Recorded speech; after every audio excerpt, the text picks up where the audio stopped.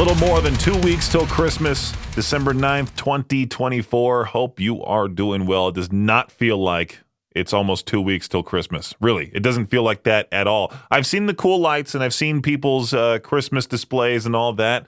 Just doesn't feel like it this year for whatever reason. Maybe it's because of the situation that I'm in. I don't know. There's not a particular situation that I'm in. I'm just living by myself. I set up the Christmas tree. I have the gifts below the tree that my parents shipped out here. There's nothing really different at all. It's just, for some reason, does not feel like it's almost Christmas. It's very weird. Anyway, if you want to get a hold of me, you can over at 208-535-1015. I hope your weekend was awesome. Mine flew by as per usual. I looked at my clock on Sunday afternoon and realized, well, got another full week ahead. I gotta mentally prepare myself for another bunch of work to do, meetings that I don't want to go through, people that I don't want to talk to that I have to talk to, that type of thing. It's one of those. But during the weekend, I did spend a good majority of it playing the new Indiana Jones video game. It is awesome. I'm so glad there's finally a new great game out there. All the past titles that have been put out this year, even Black Ops 6, not all that great. Black Ops 6 is hilarious to me right now because they thought they could get away with putting in this artwork that is 100% AI generated. They're doing this Merry Christmas thing with zombies, and there's a zombie clause, and if you look at him, he has 6 fingers on one of his hands. Same with this gobble gum situation they're doing with the zombies mode. One of the hands in one of the photos has like 8 fingers on it. Like, they're totally clearly just using AI and putting that into the game. No effort at all to come up with their own artwork. And I'm wondering if we're going to see more of that in the future, if we're going to see these AI mishaps, I'm sure we will. But Indiana Jones, that game has been fun so far. I can't wait to go home tonight and play it. It even has puzzles in it, and usually I hate puzzle games, but this one, I've been really just trying to figure out the different parts of it. Like, there was these different numbers, and you had to open up the tomb below the Vatican. It's pretty cool. And what's funny is that I have not seen any of the original Indiana Jones movies. The one Indiana Jones movie that I have seen is that terrible one, the Crystal Skull one from years ago. Yeah, watched that movie. And back then I was like, that was fun because I was a kid. And now it's considered one of the worst Indiana Jones movies, one of the worst movies of all time, just because of how awful it is. But haven't seen any of the original. This game is really making me want to just binge watch all of those movies in a row. For sure. So like I said before, 208-535-1015. That is the number to get a hold of me. I'll be right back with The Offspring, Gojira, and more to continue Peach's Pit Party. Idaho's only rock station, K-Bear 101. I do have a weird sense of humor, and I was looking at this article here about how United Airlines is now offering free flights to the quote-unquote North Pole for kids in need this Christmas. The flights that will depart from 13 cities around the world this month will see the kids and their caretakers board a plane that will briefly take to the skies and circle around before landing at a gate decorated to look like Santa's workshop. Now, in my head, I was thinking, what if there was a sick pilot on board and he was like, you know what, I'm just going to actually fly to the North Pole, land this plane here, and just drop these kids off and take off. That was the dumb joke that I had in my head, just to see the reaction of those kids and their caretakers, like, oh, we're actually at the North Pole. He makes them jump out of the plane and parachute to the ground and just land in the North Pole, and that's it. All right. Yep. United Airlines offering free flights to the North Pole. Like, what if just one of them? Again, stupid joke. I know. I just saw that. It's a very wholesome thing, and I'm just making a dumb joke out of it. A super cool thing that I saw get announced earlier today was the band The Used. They announced this tour, and I thought it would just be a regular tour. Turns out it's a 25-year anniversary tour that'll be making 3 stops in a whole bunch of cities, 3 different stops each night. Like, there will be 3 nights in one city, 3 nights in another city, so on and so forth. I saw Salt Lake City actually is going to be a part of that tour. May 3rd through May 6th, they'll be at the Union Event Center down in Salt Lake. They'll be doing 3 different albums, 1 per each night, and I thought that was extremely cool. Now, I don't think there's an opener because it says the shows start at 8 p.m., Most likely it is just The Used doing those albums in full, then doing a bunch of other hits afterwards, maybe just a couple other hits afterwards, and that's about it. But you can find those 3 shows on our concert calendar at riverbendmediagroup.com/calendar. Now is the perfect time to gift somebody concert tickets for Christmas. You might as well. Go to our concert calendar, see all the ones listed for next year there, find which ones you like, which one you do like. Maybe there's none of them. Maybe it's a complete utter waste of your time. But know that any single time a tour gets announced that is coming to Boise, Salt Lake City, or even right here in the area, it'll be posted on that concert calendar at riverbendmediagroup.com. And this right here is your Shot Clock Sports Update. Even though the New York Mets, they had the highest team payroll in Major League Baseball for the 2024 season, they found a few more bucks to sign Juan Soto to a record-breaking 15-year, $765 million contract. The deal makes Soto the highest-paid player in baseball history as the deal exceeds the $700 million contract Shohei Ohtani signed a year ago. And the difference between the two, now I'm not really familiar with Juan Soto's game, but I know he's not nearly as high up as Shohei Ohtani is. 15 years, $765 million to play baseball. If you're a young kid hearing that right now and you see that news, or you hear about that news and you go, maybe it's my time to really practice my craft, try your hardest. Try to see if you can make it to the major leagues and get a contract like that. A reported 72,000 fans showed up at MetLife Stadium yesterday to watch the New York Giants lose to the New Orleans Saints in heartbreaking fashion. Those fans also got to see an airplane flying over the stadium dragging a banner addressing owner John Mara that read, "Mr. Mara, enough. Please fix this dumpster fire." The Giants are now 2-11 and are suffering through an 8-game losing streak. When asked about the "Fix This Dumpster Fire" banner, the head coach Brian Dabble responded by saying, "Look, we've won 2 games. I'm not happy either." And for the most part, that guy is most likely going to be fired. That's what happens. The head coach always gets fired. In professional sports, all the blame goes to the head coach, not the professional athletes out there on the field. It's always the head coach's fault. Late last week, stories were swirling about a sports gambler who placed a $3.1 million bet that the Philadelphia Eagles would beat the Carolina Panthers. That bet paid off, but not before a bit of drama at the end of the game. The Panthers were fighting for a chance to get to overtime before time expired, but the Eagles prevailed, so instead of losing $3.1 million, the bettor ended up taking home about $443,000. Still better than nothing. How about a fourth update here, huh? A special fourth update. On January 6th, WWE Monday Night Raw will be broadcast for the first time on Netflix. And during a recent interview, Triple H, who serves as the WWE Chief Content Officer, let it slip that Pat McAfee will be a part of the broadcast team and paired with Michael Cole. I thought that was pretty cool. I'm excited to see how Raw will look on Netflix, if it will even be worth watching. That does it for your Shot Clock Sports Update right here on K-Bear 101. If the kids haven't given you their Christmas list yet, you really should bug them for it. My parents bug me every single time at the end of November, and I go, "Oh, here you go. Here's a few items that I want." And I think this year, for the most part, I just wanted some new clothes. I just went through both my closets and was like, getting rid of this, get rid of this, get rid of this, and only have a few shirts and pairs of pants left. I also, asked for new bedding, a new toaster air fryer that I talked about in a previous show. You can find that conversation on a previous Peaches Pit Party podcast. That's available on demand wherever you get your podcasts. But it is almost 2 weeks till Christmas. There's still a lot of shopping to be done if your kid hasn't given you the Christmas list as of yet.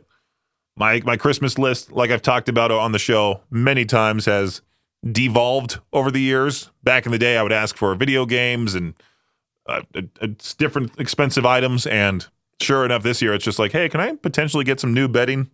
That'd be cool. Oh, yeah, and some socks. That'd be great as well. Now, I'm genuinely curious about this. Does anybody know anyone that works for PETA?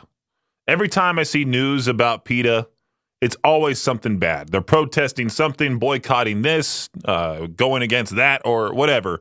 I just saw this article about PETA protesting Nosferatu for promoting shameful stereotypes of rats. And I'm thinking, does anybody know anyone that works for PETA, and are they the least liked person in your family? Like when Thanksgiving comes around, the holidays in general come around, do you not invite them because you know for a fact they're just going to be a complete and total, utter party pooper? Are they actually following the PETA rules of being vegan and all that? And this whole shameful stereotypes of rats is like, what are you even talking about? They're criticizing the film for perpetuating harmful stereotypes, but emphasizes that rats are intelligent and social creatures and should be respected. Do they glorify Ratatouille? Are they saying like that's how rats should be treated? They saw that movie and went, "Oh yeah, sure, that's how rats should be in the cinema." What? did they, rats as a whole, they're dirty.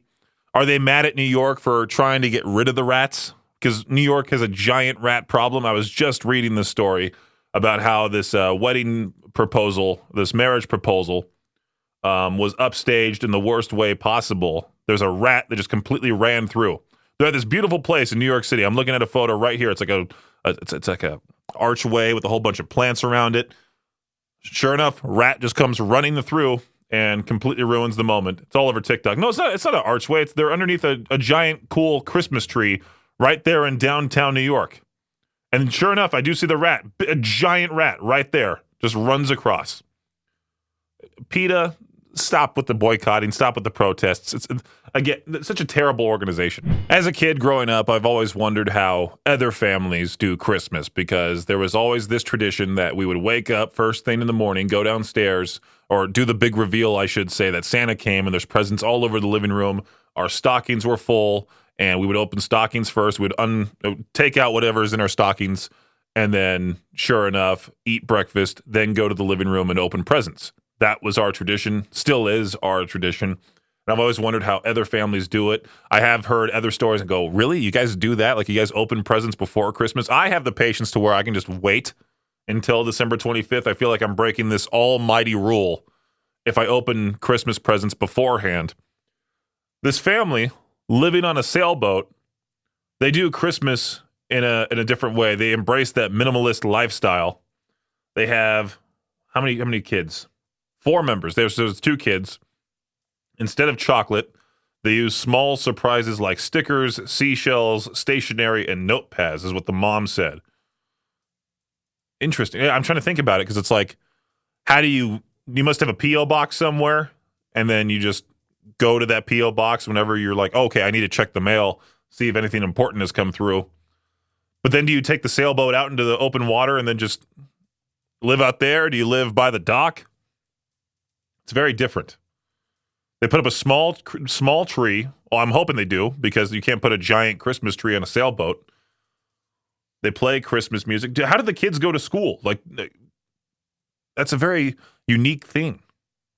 I wonder if, like, other kids want to hang out with those kids because they want to see what it's like to live on a sailboat or be on a sailboat.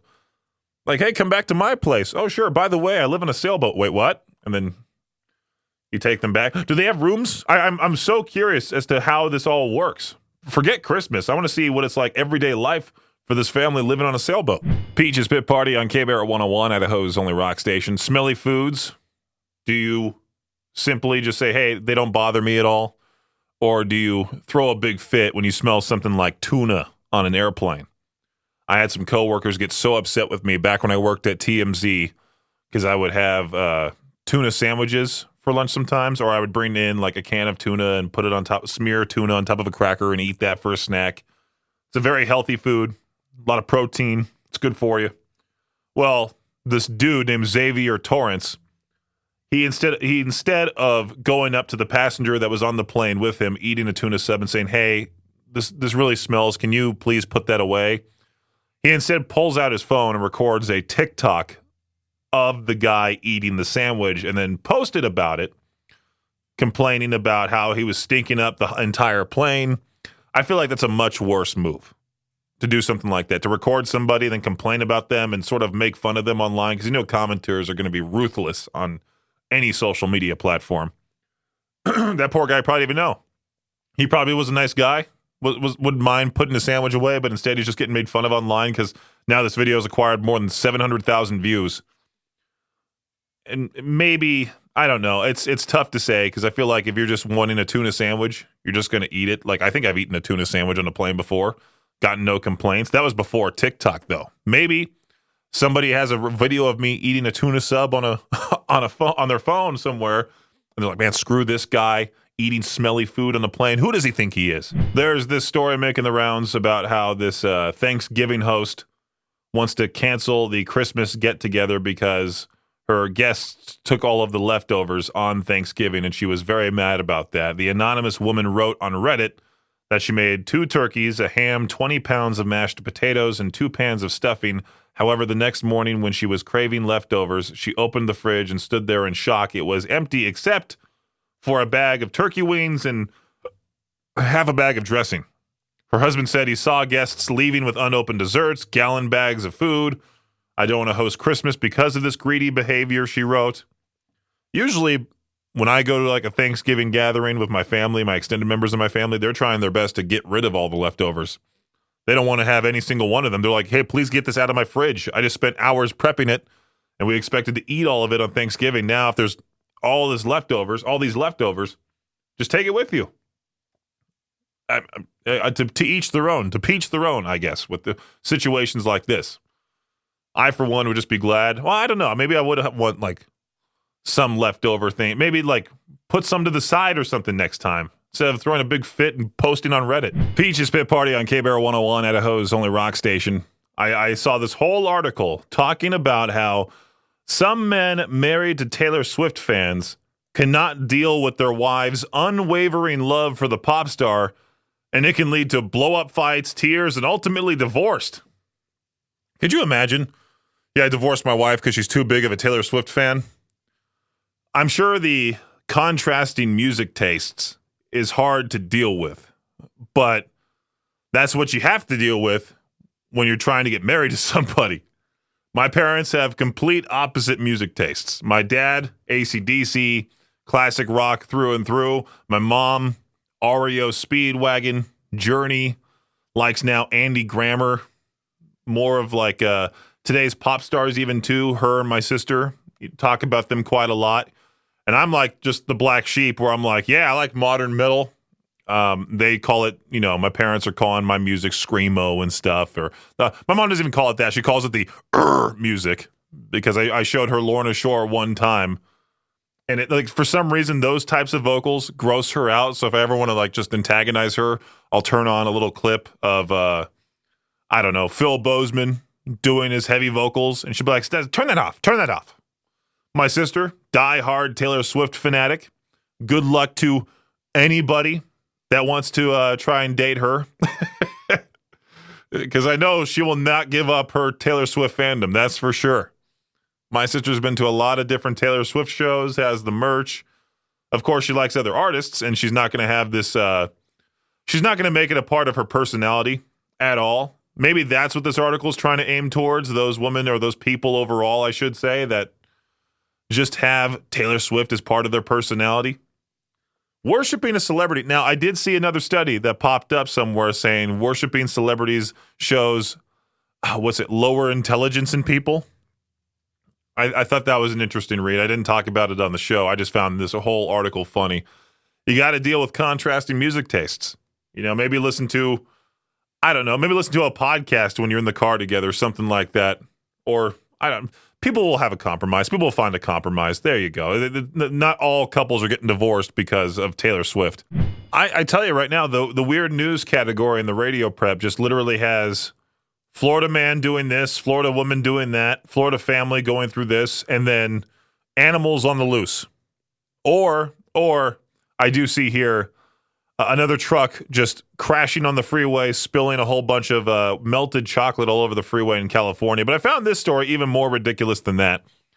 Of course, a Florida man involved this time. Police in Florida have arrested a man who was found inside a stranger's house with no pants and in possession of a carpet cleaner. Yeah, cops say they received this 911 call from residents of the home saying they were awoken by a loud bang at the front door. They then found a man in the living room wearing only a shirt, no pants or shoes. They also noted that he was holding a carpet cleaner that belongs to the owner of the house. One of the residents yelled at him to leave. The man dropped the cleaning device, ran out. Officers arrived to the area within minutes, arrested this 23-year-old who had no pants on still. He told them he had no recollection at all of breaking into a home because he was on meth. That's the explanation right there. Again, like I've said many times before, you could add this guy as a GTA 6 Easter egg. So many Florida stories. It's utterly crazy. It's ridiculous. I just saw here that it's Christmas card day. I decided to send out my own Christmas cards this year. Gave one to Victor. I still need to give one to Jade as well. Gave one to Josh from Classy, Josh and Chantel from Classy. And then I also just sent out a whole bunch to my friends and family back home, some friends here, and now I have this ongoing list for next year's Christmas card recipients, just everybody's mailing address on there. And I want to come up with a more creative one next year. Unfortunately, this year there was not really that much snow or snow at all, especially in certain parts. So I was trying to have this funny picture of me in the Hawaiian shirt with a boogie board out in the middle of the snow saying Merry Christmas from tropical Idaho. Thought it would be funny to do something like that, but there was no snow where I wanted to take this picture. And I think I would have had to set up my phone and like put it on a 10-second timer, then run out to the middle, sit myself down or stand myself up and try to pose for the picture. I just figured it would be a whole lot easier to just Photoshop something together from photos taken throughout the year and then use those. Everybody's been liking my Christmas card so far. A lot of my friends out of state sent me pictures of the Christmas card on their counter saying, hey, thank you. By the way, it's looking good. Took me forever to get that thing printed. If you're not aware of that, I talked all about that on another Peaches Pit Party episode. You can find that show on demand wherever you get your podcasts, just in case you wanted to hear that whole scenario there with trying to get it printed from Walmart. And man, that took forever. So many different phone calls, way too much of a hassle. I think next year I might just, we'll see.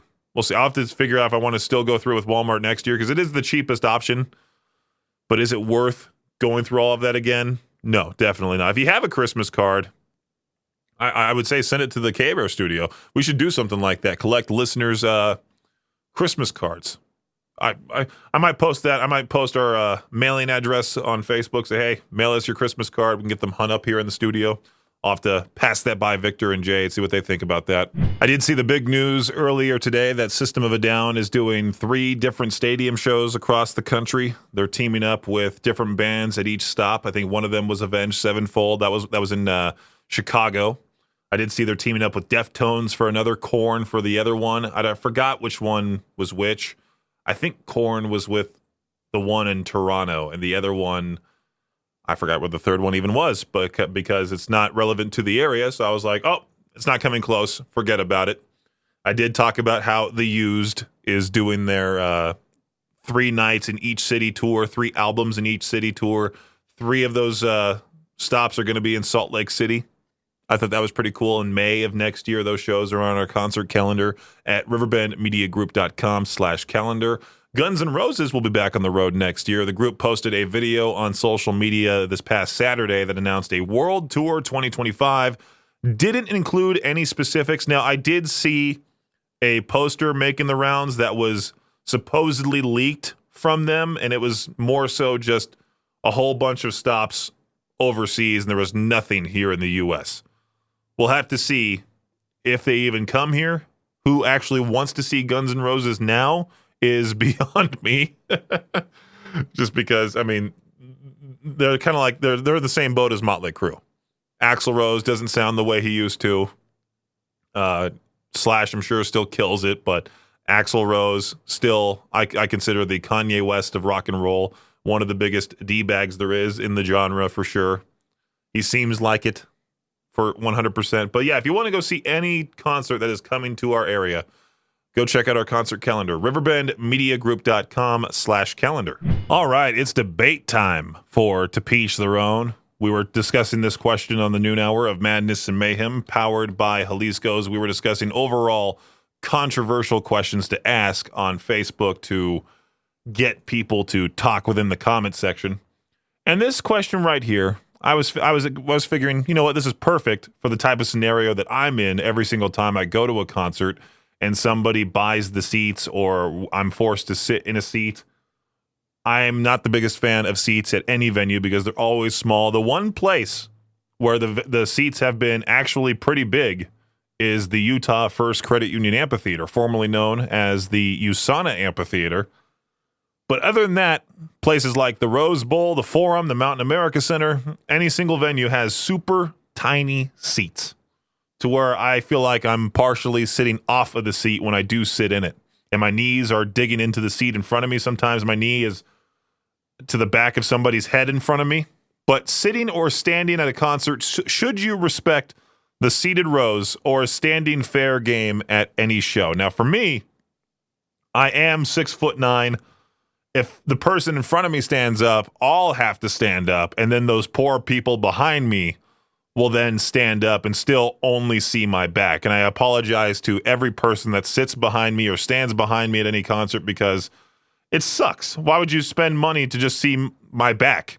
And luckily, Dave relates to my situation. He put in our comment section on the main Facebook page, KBarrow 101 FM, at almost 7 feet tall. Everyone around me would love if I sat down. I usually sit unless people in front of me block my view, then I'm standing. My exact same situation there.